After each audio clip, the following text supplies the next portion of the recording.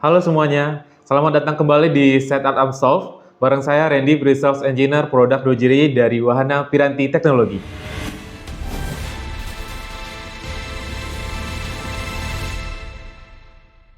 Mau hubungin jaringan CCTV tapi nggak punya tarikan kabel, atau mau sharing akses internet antar gedung tapi bingung cara narik cablingnya gimana, apalagi bikin simulasi untuk interkoneksinya, itu pasti bikin ribet banget. Masalah antar gedung tanpa cabling ini memang sering bikin pusing IT engineer ya. Buat kalian yang lagi butuh solusi wireless point to point atau point to multi point, tenang, kita punya solusi praktisnya. Dengan fitur Bridge Heatmap di Ruji Cloud, perancangan jaringan kalian bakal jauh lebih simpel. Soalnya, kalian bisa bikin desain coverage jarak jauh, merancang jangkauan wireless bridge dengan sangat mudah dan akurat, rekomendasi perangkat secara otomatis, sistem akan bantu desain tipe perangkat Ruji apa yang paling ideal buat kamu, lalu estimasi kecepatan secara realistis. Kamu bisa langsung tahu perkiraan speed internet yang akan didapat berdasarkan jarak dan pengaturan channel width-nya. Penasaran bagaimana cara kerjanya dan sesimpel apa bikin simulasi dengan Bridge Heatmap? Yuk kita langsung intip fiturnya. Langkah pertama, pastikan teman-teman udah login terlebih dahulu ke Ruji Cloud. Di sini saya sudah login ke Ruji Cloud. Selanjutnya masuk ke fitur AI Heatmaps. Lalu di sini teman-teman akan ada pilihan, 3 pilihan ya, produk BOM, AI Heatmap, dan Bridge Heatmap. Nah, di session kali ini kita akan masuknya ke Bridge Heatmap. Kita contoh desain di sini, PTP ya, CCTV, BOM name-nya. Selanjutnya skenario-nya kita bisa pilih, sesuaikan ya dengan solusinya, misalnya ini universal terlebih dahulu. Kita klik OK.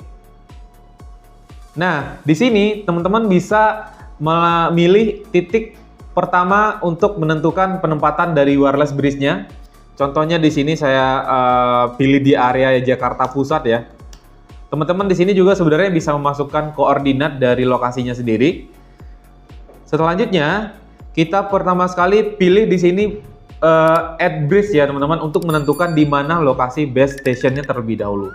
Base station artinya di mana sumber koneksinya berasal. Jadi misalnya di gedung utama gitu ya, diarahkan ke gedung-gedung cabang seperti itu. Kita pilih add bridge. Kita tentukan titik gedung utamanya di mana. Pertama contohnya kita tempatkan di sini ya, di sini. Selanjutnya kita diminta untuk menentukan di mana titik untuk CPE wireless bridge-nya. Di contohnya di sini saya tempatkan di sini. Di sini kita mempunyai 3 kantor cabang misalnya yang terpisah gitu ya. Di sini teman-teman akan bisa melihat secara langsung estimasi jarak yang dibutuhkan untuk menjangkau area tersebut. Di sini teman-teman bisa lihat contohnya 521 meter di sini.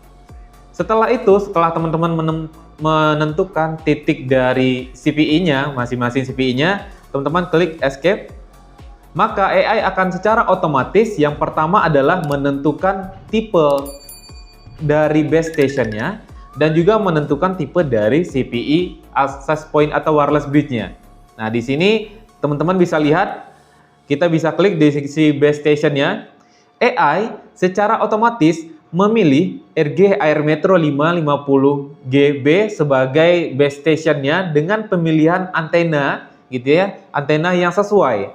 Karena teman-teman perlu ketahui juga untuk tipe base station ini sebenarnya bisa memilih beberapa pilihan dari antenanya sendiri. Ada yang 360 derajat, ada yang 120 derajat, dan ada 90 derajat. Di sini AI akan secara otomatis memilih antena yang ideal.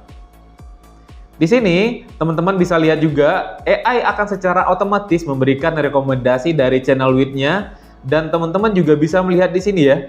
Bisa melihat di sini berapa besaran capacity bandwidth estimasi yang dapat diterima pada CPE jika pengaturan channel width-nya contohnya di sini 80 MHz. Jika channel width 80 MHz tidak terlalu realistis untuk teman-teman deploy di area teman-teman bisa menyesuaikan channel width-nya di sini. Nah, dari sisi base station-nya kita sesuaikan channel width-nya contohnya 20 MHz gitu ya. Ini kondisi di area tersebut pada beberapa channel sudah digunakan dan berpotensi interference. Jadi kita sesuaikan dengan 20 MHz. Kita juga bisa lihat teman-teman estimasi bandwidth yang akan diterima di sisi masing-masing branch-nya. Nah, di sini capacity link ke masing-masing branch-nya itu sebesar 114 Mbps. Nah, jika sudah mencukupi, teman-teman bisa save desain ini dan ekspor dokumen ini dalam bentuk rekomendasi proposal gitu ya. Jadi sebenarnya teman-teman di sisi AI heatmap ini kita bisa menginputkan koordinatnya ya. Jadi kalau teman-teman misalnya sudah melakukan penitikan dengan GPS, masing-masing lokasinya teman-teman bisa inputkan di sisi bridge heatmap ini. Nah, selanjutnya kita bisa klik ekspor di sini teman-teman untuk ekspor dokumennya. Pada desain bridge heatmap ini sebenarnya dalam proposal teman-teman mungkin dihadapkan dengan desain AI heatmap juga secara bersamaan untuk area indoor access point. Teman-teman sebenarnya juga bisa menambahkan di sini secara langsung. Ini ada AI heatmap di sebelah kiri ya. Di skenario ini kita coba contohkan teman-teman hanya desain solusi untuk point to multi point. Oke, kita klik ekspor. Di sini teman-teman bisa lihat secara langsung perangkat apa saja yang ditawarkan oleh AI bridge heatmap gitu ya. Untuk base station, antena, ataupun CPE access point-nya, CPE wireless bridge ya, mohon maaf. Kita bisa klik di sini, pilihan untuk save filenya dalam bentuk apa, Excel, PDF, ataupun Word. Kita contohnya di sini pilih file Word ya. Tidak menunggu lama, maka AI akan secara otomatis generate report ini dan kita bisa download reportnya ya. Ini sudah berhasil kita download. Kita coba buka, gitu ya. Nah, teman-teman kita sudah berhasil download ekspor hasil desain bridge heatmap-nya. Kita teman-teman bisa lihat di sini seperti apa desainnya ya. Nah, di sini sudah lengkap ya dengan covernya, highlight-nya, feature-feature apa yang terkait gitu ya. Dan BOQ-nya akan diberikan secara otomatis, jadi teman-teman tidak perlu desain BOQ-nya lagi karena sudah ada rekomendasi dari AI bridge heatmap. Topologinya juga akan didesain secara otomatis di sini. Tidak perlu desain topologi lagi. Selanjutnya, teman-teman bisa lihat simulasi bridge heatmap-nya seperti apa. Interkoneksinya dari contohnya S-quarter dengan branch-nya di sini ya. Atau satu titik ke titik yang lainnya. Selanjutnya, besaran ini ya. Dari penyebaran signalnya, RSSI-nya. Kualitas signal yang akan diterima seperti apa. Ini sangat bagus ya.